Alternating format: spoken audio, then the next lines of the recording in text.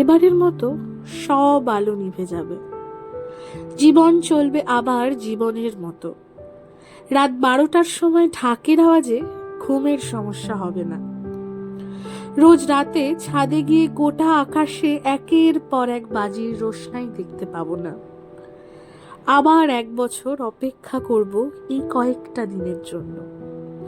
কি ভাবছো, আলোর শহরের অপেক্ষা আবার শুরু হলো? আবার অপেক্ষা করতে হবে গোটা 1 বছর, এতগুলো দিন? এই মন খারাপটা হবেই, শুধু আমার নয়, তোমার আমার প্রত্যেকের।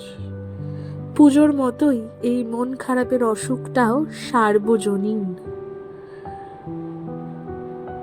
আমার আলোর শহর হয়ে আবার এসো মা।